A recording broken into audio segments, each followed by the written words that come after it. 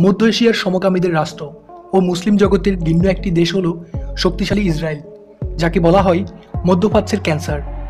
আজকের ভিডিওতে ইসরায়েল সম্পর্কে এমন কিছু অজানা তথ্য আপনাদের জানাবো, যা শুনতে নিশ্চয়ই আপনাদের ভালো লাগবে। ইসরায়েল মূলত ইহুদি রাষ্ট্র, যার ৭৪% মানুষ ইহুদি। বর্তমানে বলা হয় ইহুদি জনগোষ্ঠীর মানুষেরা পৃথিবীর মধ্যে সবচেয়ে বুদ্ধিমান। ইসরায়েলে প্রচুর নারী সেনা রয়েছে, যারা অর্থের অভাবে পতিতাবৃত্তির পথে নামছে। এই কাজ লজ্জাজনক হলেও ইসরায়েলে এটি কোনো বড় সমস্যা না। নিজের দেশের অর্থ বাঁচানোর জন্য এবং উন্নতির জন্য এই দেশের নাগরিকরা একসময় একবেলার খাবার ছেড়ে দিয়েছিল। ইসরায়েলের সমকামীর প্রভাব এতটাই বেশি যে তাকে সমকামী রাষ্ট্র বলা হয়। ইসরায়েলের জনসংখ্যা মাত্র ৮৮ লক্ষ, তবে পৃথিবীর যে কোনো প্রান্তের ইহুদিদের এই দেশ নাগরিকত্ব দেয়। তাই একে প্রমিস ল্যান্ডও বলা হয়। ডেড সি বা মৃত সমুদ্র অবস্থিত ইসরায়েলে, যার বিশেষত্ব হলো এই জলের মধ্যে এতটাই লবণ অবস্থিত যে এর মধ্যে কোনো প্রাণী অথবা মানুষ কখনো ডুবতে পারে না। তারা সর্বদাই জলের উপরে বেঁচে থাকে। কোন দেশ কতটা উন্নত বা শিক্ষিত তা সেখানকার কর্মরত মহিলাদের সংখ্যা দেখলেই বোঝা যায়, কারণ ইসরায়েলে ৫৫% মহিলাই কর্মরত। আধুনিক অস্ত্র বানানোতে ইসরায়েল প্রথম। ইসরায়েলের অস্ত্র এতটাই আধুনিক যে কোনো শত্রু দেশ মিসাইল ছাড়লেও তা ইসরায়েলের মাটি স্পর্শ করার আগেই ধ্বংস হয়ে যায়। ইসরায়েলের প্রতিটা নাগরিককে আর্মি ট্রেনিং নিতে হয়। মহিলাদের ক্ষেত্রে কমপক্ষে ২ বছর এবং ছেলেদের ৩ বছর। পুরো পৃথিবীতে ৩১টি দেশ সহ পাকিস্তানও এমন একটি দেশ যা ইসরায়েলকে কোনো রাষ্ট্র বলে গণ্যই করে না। তাই পাকিস্তানি কোনো নাগরিকরা ইসরায়েল কোনোভাবে যেতে পারবে না। তবে ইসরায়েলে সেরকম কোনো নিষেধাজ্ঞা নেই। ইসরায়েল যে কোনো টেকনোলজি বানিয়ে প্রথমে নিজে ব্যবহার করে, তারপর তা মিত্র দেশকে প্রদান করে, যার মধ্যে প্রধান হলো ভারত।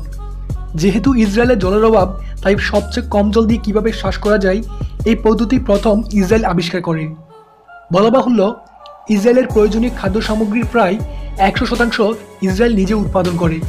পৃথিবীর যে দেশের মানুষেরা সবথেকে বেশি ফল খেয়ে থাকে তা হলো ইসরায়েল।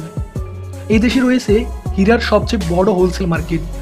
ইসরায়েলের বেশিরভাগ বড় বড় কোম্পানির মালিক হয় মেয়েরা। পৃথিবীর সর্বপ্রথম অ্যান্টিভাইরাস বানানো হয় এই ইসরায়েলে।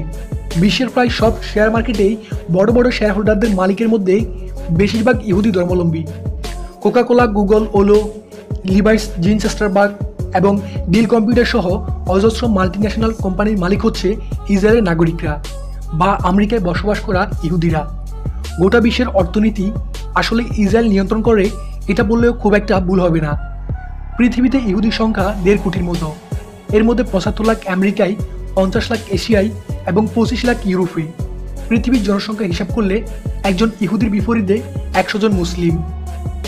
এরপরে মুসলিমদের থেকে কয়েক শতগুণ ক্ষমতাবান ইহুদিরা। এর কারণ সাংস্কৃতিক, অর্থনৈতিক, বিজ্ঞান ও প্রযুক্তি সব দিক থেকে ইহুদিরা এগিয়ে। টাইমস ম্যাগাজিনের জরিপে গত শতাব্দীর সবচেয়ে ক্ষমতাবান ব্যক্তিত্ব এবং বিজ্ঞানী হলেন আলবার্ট আইনস্টাইন, আর ইনিও একজন ইহুদি। সিগমন্ড ফ্রয়েড মনোবিজ্ঞানের জনক, আর ইনিও একজন ইহুদি। এছাড়া রয়েছে অনেক স্বনামধন্য ইহুদি বিজ্ঞানী, যারা চিকিৎসা বিজ্ঞানে বিশাল অবদান রেখেছে। টিকার সুই, পোলিও টিকা, রক্ত স্বল্পতার প্রতিষেধক, হেপাটাইটিস বি, এইসব ওষুধ আবিষ্কার করেছে ইহুদি বিজ্ঞানীরা। শিক্ষাক্ষেত্রে ইসরায়েল মোটামুটি ইতিহাস রচনা করে ফেলেছে।